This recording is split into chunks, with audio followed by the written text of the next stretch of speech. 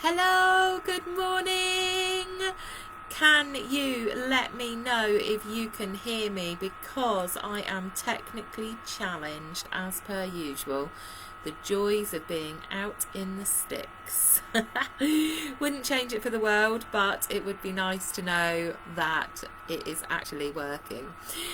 So this morning you have chosen for me to deliver you some training on how to introduce choice-based training at home.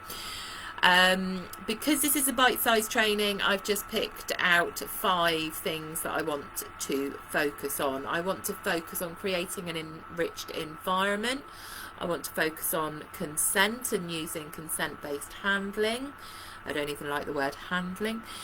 I want to show you how to teach an opt-in cue, so your dog can communicate when it's ready to be involved in some sort of activity, how to empower them through that choice. Number 4, I want to look at encouraging problem solving through shaping techniques. And number 5, I want to look at respecting their choices and offering alternatives to meet their needs. So, like I say, if you're watching live, let me know. Say hi in the comments. Let us know where you're watching from today. And if you're watching on replay, give us a hashtag replay so we know that you have seen this. So choice-based training is something that I'm a massive fan of, because it empowers dogs and it allows them to make decisions, but within safe boundaries.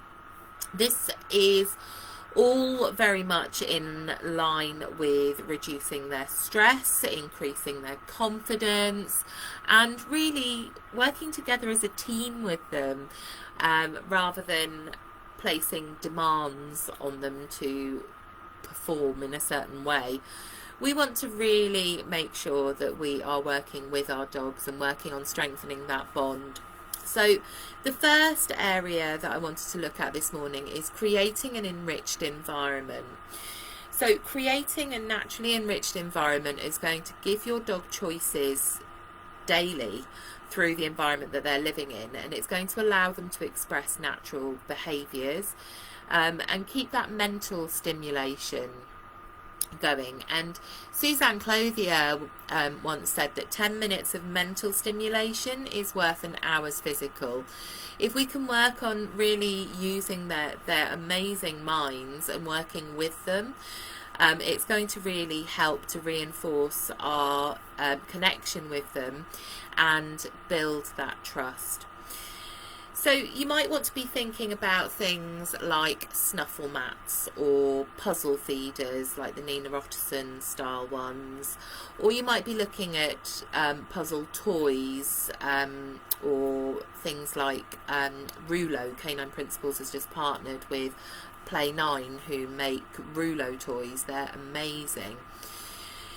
Or maybe it might be something along the lines of setting up different spots where they can rest, so that they can choose where they're going to relax, rather than just having a dog bed in a certain place and that's their place to go to. Looking at different snuggle options that they can make their own and choose where they're going to relax.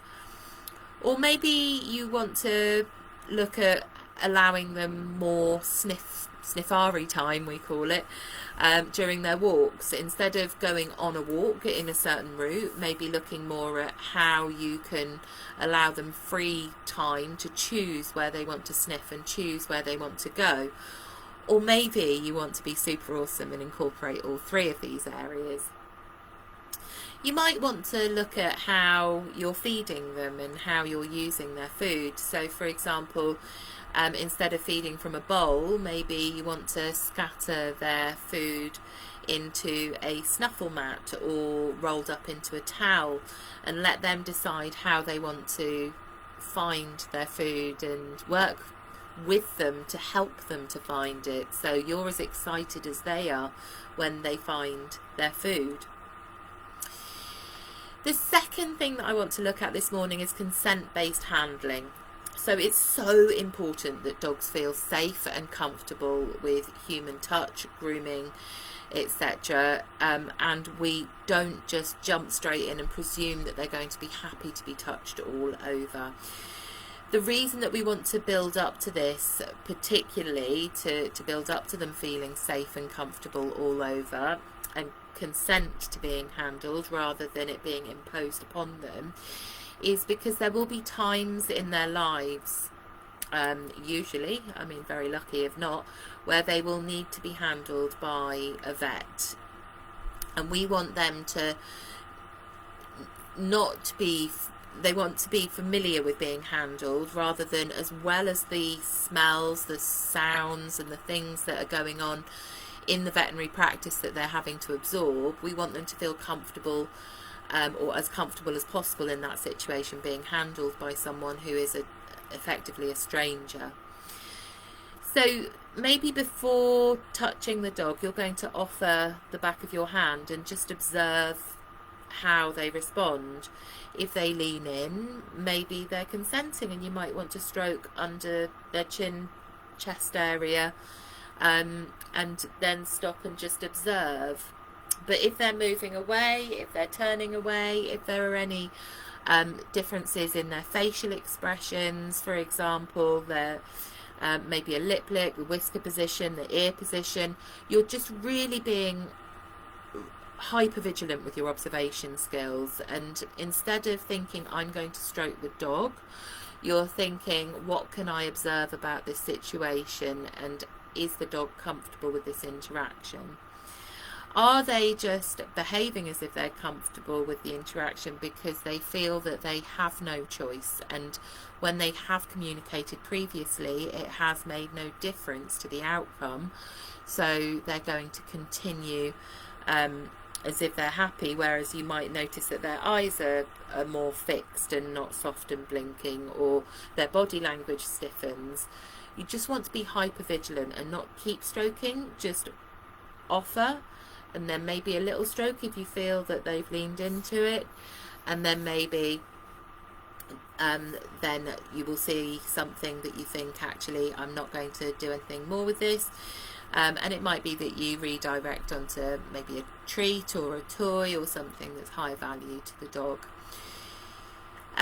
You might want to consider teaching a chin rest cue, so the dog placing its chin on your hand. That's really cool. And that's something that then you can show the vet that they're able to do.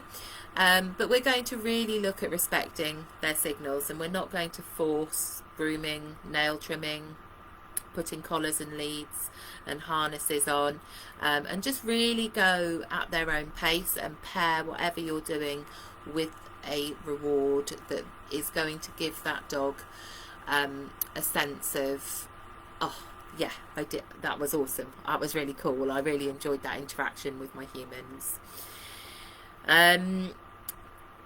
So for example, just to finish off on this section, because I know I always go off on one with the bite-sized trainings and they might end up not bite-sized after all. So for example, if you've got a harness, you might want to practice holding the harness up and holding a treat the other side, so the dog puts its head through the harness to get the treat, and then just leaving that and not actually going on and putting the harness on at that point, and just practice doing that, and then practice actually resting the back of the harness on the dog, reward, and then remove and reward, and just build up in baby steps. With claws, quite often the only time a dog will feel cold metal on it is when the clippers are out.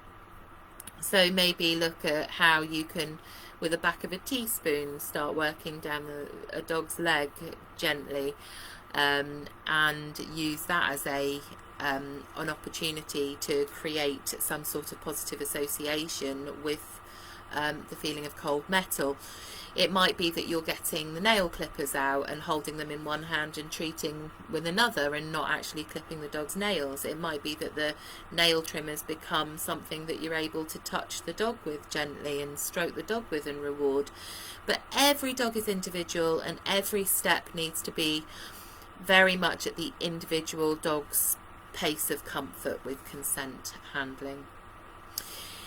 Now, the third thing that I wanted to touch at is an opt-in cue, which is really cool because it allows your dog to indicate when they're ready to participate in some sort of interaction with you.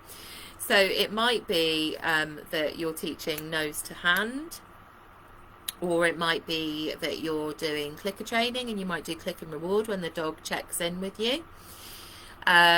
And if they don't engage with the cue, then you've got to respect their choice and try again later. So with my guys, I hold my hand out, get a nose to the hand, and I know that they're ready to have some fun and we're going to enjoy a bit of time together. If they don't want to do that, if they don't want to engage, then that's cool. We'll do that another time. But just because I've set aside time in my day to do something with my dogs doesn't mean that my dogs want to do something at that time. I've got to respect their choices.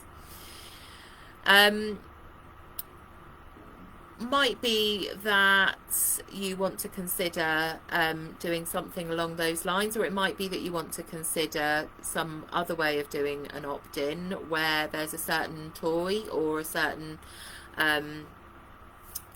object that your dog uses to indicate that they want to have time interacting with you. That's another way of doing it as well. The fourth area is allowing freedom in training sessions.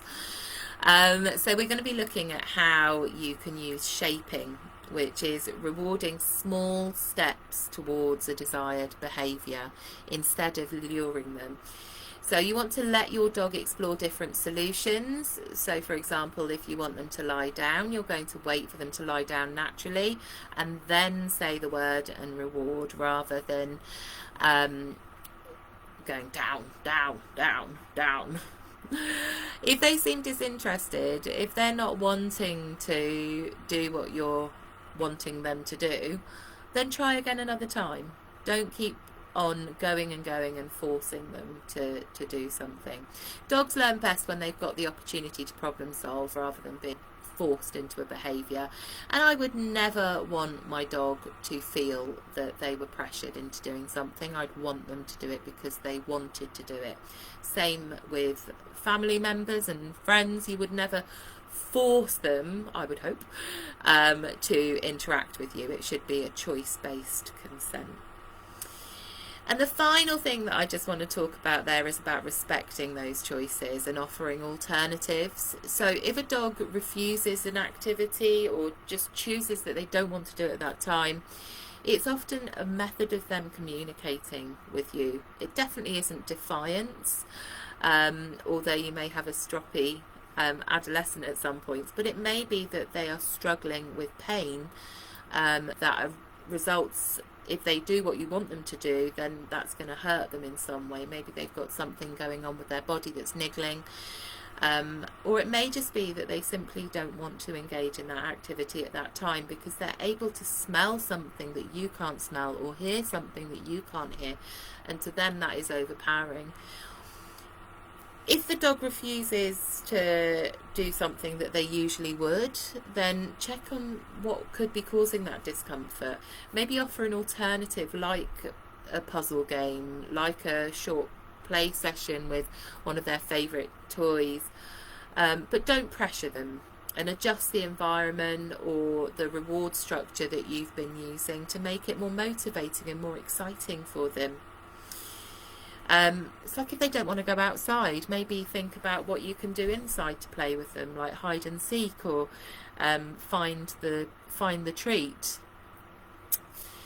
Offering your dog choices is really going to build that trust between you and them. It's going to make them believe that being engaged with you, having the freedom to express their true selves, because they are absolutely free-thinking, sentient beings, feeling comfortable to express themselves is going to be a good thing, and they're able to shine, they're able to show their true personalities. So I hope you found that interesting. Keep an eye on the group for next week's session, and I will look forward to seeing you then. Have a great day.